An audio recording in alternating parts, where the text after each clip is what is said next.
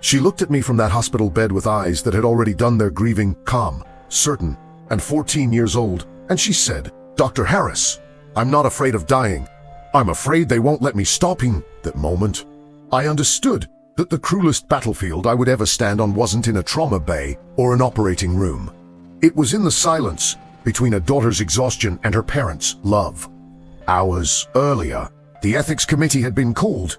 The paperwork was on my desk, and a child named Maya Reeves was waiting for someone to hear what she'd already decided.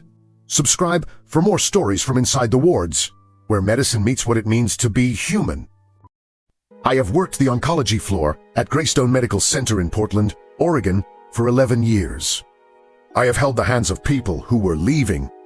I have delivered news that rearranged the architecture of entire families. I have learned that hospitals do not merely treat bodies. They expose the innermost mechanics of the people who love those bodies, sometimes with breathtaking gentleness, and sometimes with a ferocity that can look, from the outside, identical to cruelty. Nothing in my career, however, had prepared me for the particular weight of the morning Maya Reeves was admitted to the 4th floor. She arrived on a Tuesday in late October, the sky outside a bruised gray, the kind of Portland morning that feels apologetic for existing. Her name was Maya Reeves, 14, 5'2", with the slight, papery look of a child whose body had been fought over by medicine for the better part of 2 years. She had osteosarcoma, a bone cancer that had started in her left femur and had since spread to her lungs in a way that made every scan look like a map of a war already lost. She had survived 1 limb-sparing surgery to standard chemotherapy regimens, and 1 experimental trial that had left her so nauseated she had stopped speaking for 4 days. She came in through the front entrance, not the because her mother, Diane Reeves, had insisted on the admission being orderly. That was the word Diane used on the phone when she called ahead. Orderly. I met Maya in room 412, and what struck me first was how still she was. Not the stillness of sedation or shock. She wasn't drugged, and she wasn't in crisis, at least not the clinical kind. It was the stillness of a person who has made a decision and is simply waiting for the world to catch up. She was sitting up in the bed, her hands folded in her lap, wearing a gray sweatshirt to sizes too large, a knitted hat the color of sage, and the expression of someone who has rehearsed what they are about to say so many times that the words have lost their sharpness. "I introduced myself," she said. "I know who you are. Dr. Calloway told me you'd come." Dr. Calloway was our pediatric oncologist, and she had, apparently, already been talking to Maya before I arrived. Her parents were in the hallway when I came in, and the temperature of that hallway was different from the room. Her father, Raymond Reeves, was a broad-shouldered man in his late 40s, a contractor from the look of his calloused hands and the permanent working man squint around his eyes. He was pacing in short, tight loops, the way people pace when they want to run but don't know where. Her mother, Diane, was standing very still against the wall, still in a different way from Maya. The stillness of someone holding themselves together by sheer muscular effort, like a person trying not to shatter in public. Both of them looked at me as I came out of the room with the specific hunger of parents who believe that the next thing a doctor says will be the key that unlocks a different future. I knew that look. I had loved and feared that look in equal measure for 2 decades. Diane spoke first. She had a folder, a literal folder, with printed pages inside, research she had done, clinical trials she had found, a list of specialists at other institutions who were reportedly working on novel immunotherapy combinations. She handed it to me with both hands, the way people hand over something precious or dangerous. "There's a trial at Johns Hopkins," she said, "and another one in Houston. I've already emailed both coordinators." Raymond nodded behind her, his arms crossed, his jaw a straight, hard line. They were united in this. I could see that they had decided, as a couple, as parents, that the answer to Maya's condition was more doctors, more protocols, more hope manufactured from the raw material of their own will. I took the folder. I thanked them. I said we would review everything carefully. And then I went to find Dr. Calloway, because I already understood, from the way Maya had sat in that bed, that the war this family was fighting was no longer entirely about cancer. Dr. Priya Calloway had been Maya's oncologist for 18 months. She was 43, small and precise, with the kind of face that communicates competence and sadness in equal and simultaneous measure. She found me at the nurse's station, and she looked at the folder in my hand and said, very quietly, she told them last week. She told them she wants to stop. I asked what exactly Maya had said. Priya exhaled through her nose, not a sigh, more the breath of someone bracing for a sentence they don't want to repeat. She said she's done, that she's not doing another round, that she wants to go home.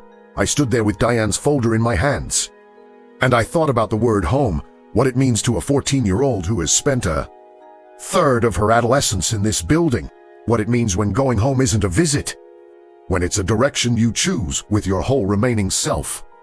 The family meeting happened at 2 in the afternoon, in the small conference room at the end of the 4th floor hallway, the room we use for conversations that are too heavy for the corridor and too intimate for the boardroom.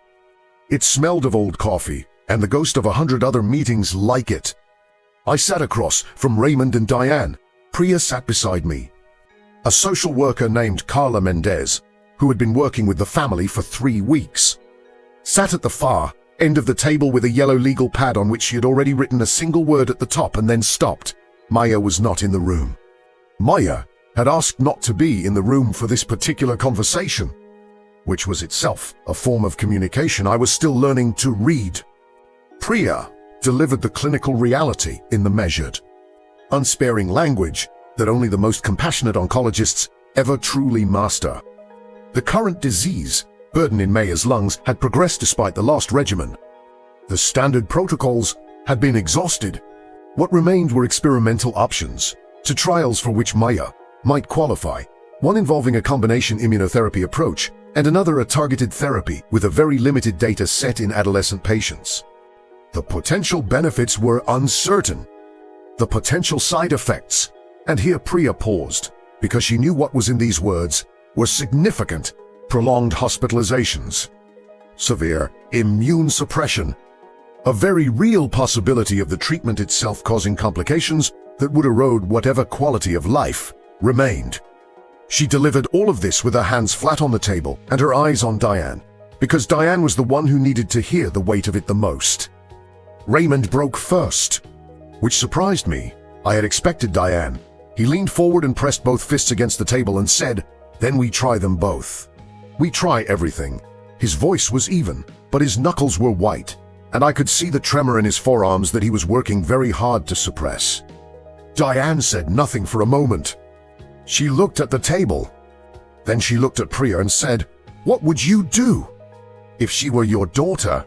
It was the question every parent eventually asks, and there is no honest answer to it that doesn't wound someone. Priya said, "I would want to know what Maya wanted, and then I would find every way I could to honor that." The silence that followed was the loudest thing in that room. What happened next was the moment the crisis crystallized into something I could no longer treat as procedural. Diane turned to Carla and said, "She's 14. She doesn't get to make this decision." She said it without malice, without even, I think, full awareness of the enormous claim she was staking. She said it the way parents say things they genuinely believe. Things built from years of loving a child so fiercely that the child's will and the parents' will have, without anyone noticing, become the same thing in the parent's mind. Raymond nodded. "We're her parents," he said. "It's our job to fight for her." And I understood, sitting there, that they were not wrong, not exactly, not in their own framework.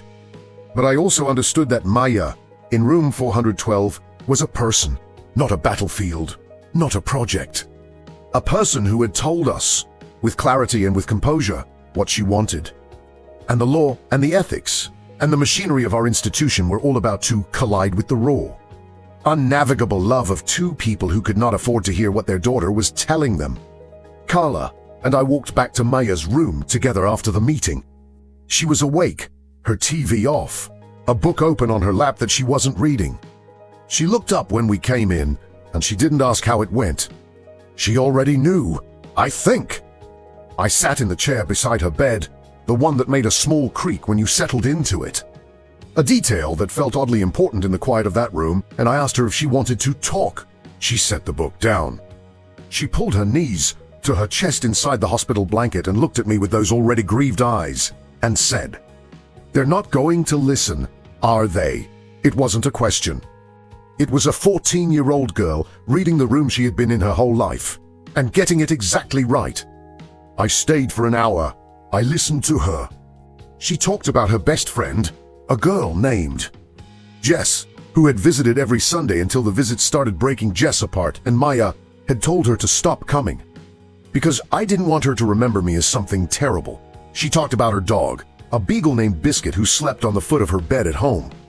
She talked about the way the last round of chemo had felt, not the nausea, not the hair loss, but the particular sensation of lying in the infusion chair knowing that the liquid entering her veins was both the treatment and the punishment, and not being entirely sure anymore which one was winning.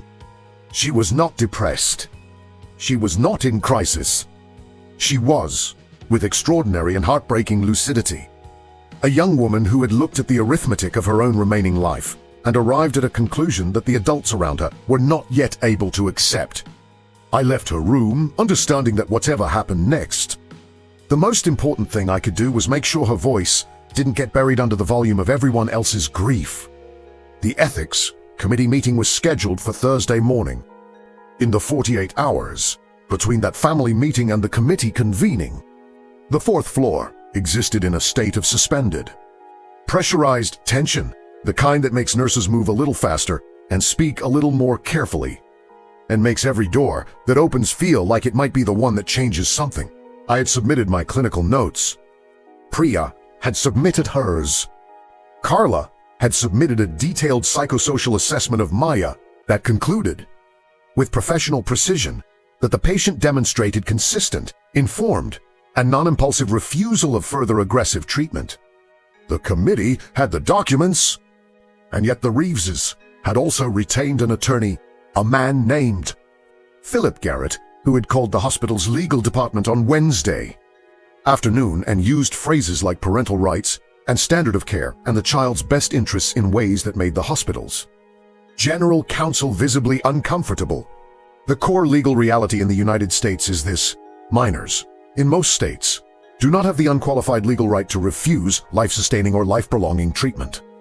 Parents hold medical decision-making authority for their children, and a court may override that authority only when the parents' decisions are demonstrably not in the child's best interest, a standard that is difficult to meet, especially when the parents are insisting on more treatment rather than less. The irony of our situation was precise and brutal. If Maya's parents had been refusing treatment on her behalf, the hospital could have moved quickly to have a guardian appointed. But because they were insisting on treatment, because they were fighting for their daughter's life with every legal and medical instrument available, the institution's usual frameworks had almost nothing to say. A child asking to stop is not, under current American law, the same as a child with the unambiguous right to stop. I had read these statutes before. I had never felt their edges so sharply. What I was facing, then, was not simply a medical decision but a collision of frameworks, each of which had its own kind of legitimacy. The bioethical principle of patient autonomy, the bedrock of informed consent, the thing we teach in medical school as the first and most fundamental right of every conscious, capable patient, was running directly into the legal architecture of parental authority, which exists because we recognize, as a society, that children are still developing the cognitive and emotional infrastructure to make fully independent life-altering decisions. The question was whether Maya, at 14, with 2 years of cancer under her belt, with more medical knowledge about her own condition than most adults ever accumulate about theirs, had crossed whatever invisible threshold separates a child's preference from a person's decision. Most states do not have a fixed age for that crossing. It is assessed case by case, with the kind of judgment that makes lawyers nervous and ethicists lose sleep. I went back to Maya on Wednesday evening and told her, honestly, what was happening. I believe a patient, any patient, at any age, with any level of capacity, deserves to know the mechanics of their own situation. I told her about the committee. I told her about the attorney. I told her that under Oregon law, the court could appoint a guardian ad litem. a separate legal advocate appointed solely to represent her interests, if the committee recommended it. She listened. She asked good questions, the kind that came from real comprehension rather than anxiety.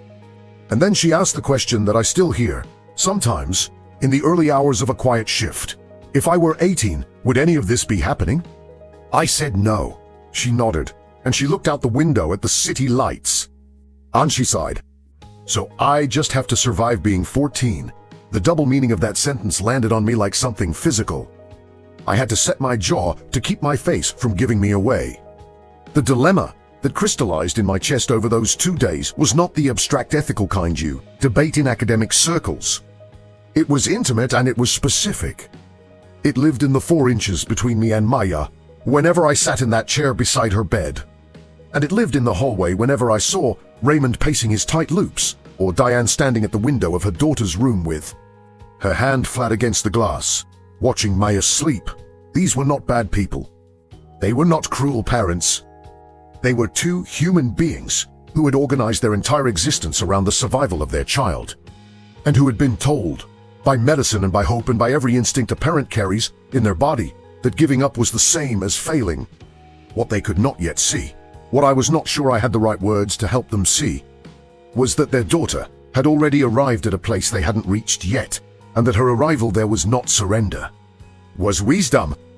And the most dangerous thing I could do, the thing I could not allow to happen, was let the machinery of law and medicine bury that wisdom in paperwork before anyone had really listened to it. I sat at my desk late that Wednesday night with Diane's folder still on the corner of the surface, where I'd left it. And I thought about what it means to love someone so much that you cannot hear them. I thought about the specific violence of hope when it becomes a refusal to see. And I thought about Maya, who had not cried once in my presence, not because she wasn't in pain, but because she had spent her remaining emotional energy somewhere more important. She was saving it for something. I needed to make sure that something had a room, a witness, and a voice. The ethics committee convened at 9 on Thursday morning in the 3rd floor conference room, and the room had the particular weight of rooms where irreversible things get decided. Around the table, the committee chair, Dr. Anita Forsyth, a hospitalist with 20 years in institutional ethics. The hospital chaplain, Father Marcus Webb, 2 nurses Florence, Carla Mendez, Brilla. The hospital's legal counsel, and me. The Reeveses and their attorney were given the opportunity to submit written statements, which they had. Philip Garrett's statement was 11 pages. Diane's was handwritten, 2 pages, and it ended with the sentence, "She is my child. I am not ready." I read that sentence, and I had to put the paper down and look at the wall for a moment. Because there is a kind of love that breaks your heart, especially when it is causing harm. The committee's deliberations lasted 2 hours. The central question, framed by Dr. Forsyth, with the kind of precision that comes from having navigated these waters before, was whether Maya demonstrated sufficient decision-making capacity to have her preferences. Treat it as binding rather than merely advisory. In pediatric medicine, particularly in oncology, there is a growing body of literature and institutional practice around the concept of mature minor, an adolescent who, by virtue of experience, cognitive development, and demonstrated understanding, is capable of participating meaningfully in their own medical decisions. This doctrine is not uniformly codified in law across the United States, but it is recognized ethically by the American Academy of Pediatrics and by most institutional ethics frameworks. Oregon's legal landscape on this issue was ambiguous enough that the committee could not simply rule on it. They could, however, make a recommendation, and that recommendation would carry substantial weight if the case went to a court-appointed guardian ad litem. Before the committee delivered its preliminary conclusion, I asked for the floor. I had one thing I wanted the committee to consider before we talked about frameworks and doctrines and legal standards. I had asked Maya the previous evening whether she would be willing to speak. Not to the committee, she was not obligated to do that, but to someone who could document her words in a way that was legally and ethically legible. She had agreed, and so I played with her prior written consent and the consent of the committee. A 15-minute audio recording that Carla and I had made in room 412 on Wednesday night, with Maya's full awareness of its purpose. I pressed play, and the room, which had been full of the subtle, professional noise of people managing a difficult situation, the shifting of papers, the clearing of throats, the pen-tapping of legal counsel, went completely, absolutely still. Maya's voice filled the conference room. She was not dramatic. She did not perform suffering. She spoke in the measured, slightly tired cadence of someone who has had this conversation in her own head many hundreds of times, and has finally been given permission to have it out loud. She described her experience of the treatments, not the textbook side effects, but the specific, bodily, irreducible reality of them, the smell of the infusion ward, the particular way her bones ached during the recovery weeks, the way she had begun to feel that her body was no longer hers, but a project belonging to someone else. She said she understood that stopping treatment would most likely mean she would die sooner. She said she had thought about that for a long time. She said that she did not want to spend whatever time she had left in a hospital room, attached to machines, receiving poisons in the hope of a miracle that the data, as her oncologist had explained it to her, made very unlikely. And then she said the sentence that I believe changed everything in that room. The sentence I will carry with me for the rest of my career. I'm not giving up on my life. I'm asking for the part of my life that's left to actually be mine. Father Webb, to my left, closed his eyes. One of the nurses, her name was Destiny, a woman who had been doing this work for 9 years and had the reserves to prove it, pressed her lips together and looked at the ceiling. Legal counsel stopped writing. Doctor Forsyth sat very still with her hands folded, and I could see, in the set of her jaw, that she was engaged in the specific internal discipline of a person who needs to think clearly and is having to work very hard against emotion to do it. The recording ended. The room stayed quiet for a moment that felt much longer than it was. Then Forsyth said, quietly, I think we know what we're recommending. The committee voted to request immediate court appointment of a guardian ad litem for Maya Reeves, with a recommendation that the court give substantial weight to Maya's documented, consistent, and informed expression of her own wishes. It was not a legal victory. It was not, yet, an ending. But it was, at last, a room where Maya's voice had been heard at full volume. The Reeveses were notified that afternoon. Raymond called the nursing station twice. Diane came to the hospital and sat in the family consultation room for 40 minutes with Carla. And I could hear, from the hallway, a kind of weeping that is no equivalent in any other context, the weeping of a mother who is beginning, against every instinct, to hear her daughter. I did not go in. That room belonged to Carla and to Diane. I went to Maya instead, and I told her what the committee had decided. She was quiet for a long moment. Then she asked, with the particular practicality of a teenager who has learned to manage hope at very low temperatures, does this mean I might get to go home? I said I thought so. I said I was going to do everything I could to make sure of it. She looked at me, and she didn't smile exactly, but something in her face rearranged itself into something that looked like relief. The expensive, rare, irreplaceable relief of being believed. The guardian ad litem appointed by the Multnomah County Family Court was a woman named Dr. Sandra Okafor, a child psychologist, with a particular expertise in pediatric and of-life advocacy, which told me the judge had read Carla's documentation carefully. Dr. Okafor met with Maya 3 times over for days, once alone, once with the medical team, and once in a joint session that included Raymond and Diane. The first time all 3 members of the Reeves family had been in the same room for a conversation like this. I was not present for the family session. Maya had asked that I not be, which I respected. What I was told, afterward, by Carla, was that Raymond had sat for most of the meeting without speaking, and that at some point, Maya had reached across the table and put a hand over her father's hand, and that Raymond Reeves, a man who had spent 2 years pacing hospital corridors in the armor of his own determination, had wept. Carla said she had never seen anything quite like it. I believed her. Dr. Okafor submitted her report to the court 8 days after her appointment. Her findings were unambiguous. Maya Reeves demonstrated consistent, informed, non-coerced, and cognitively appropriate understanding of her medical situation and the consequences of her decision. Dr. Okoffer's recommendation was that Maya's expressed wish to discontinue aggressive curative treatment and transition to palliative and comfort-focused care should be honored. The court accepted the recommendation.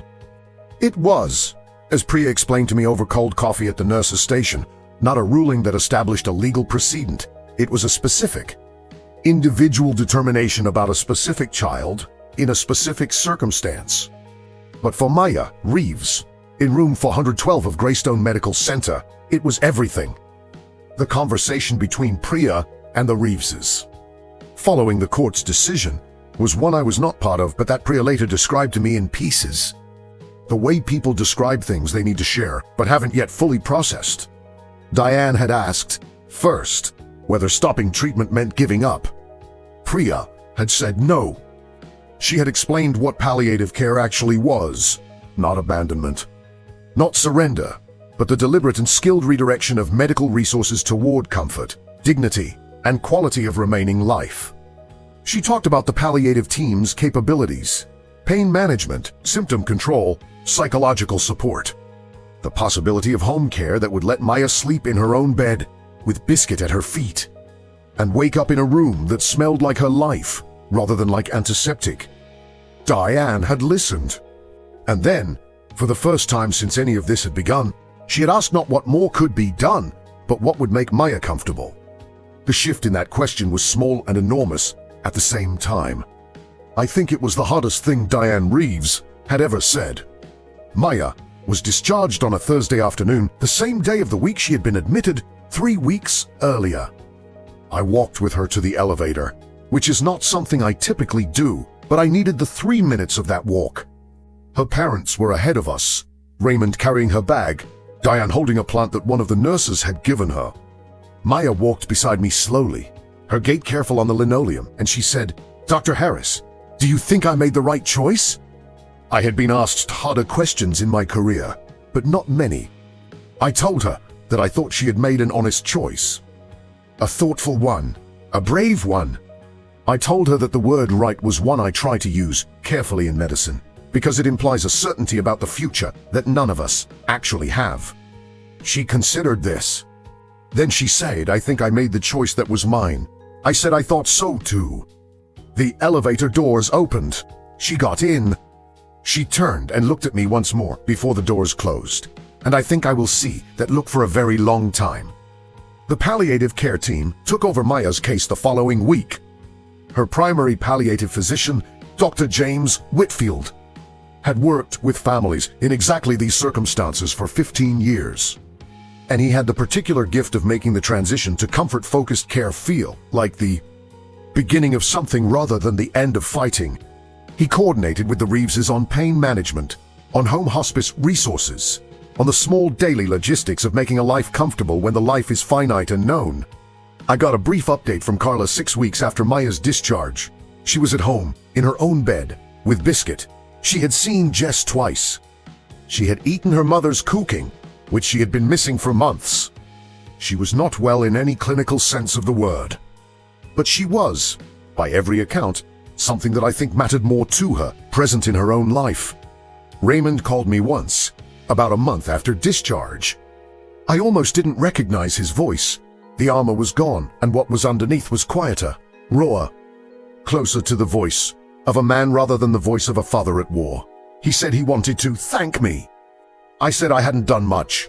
He said, "You listened to her." When we couldn't, he paused. I'm trying to learn how to do that now. I did not have the right words for that moment.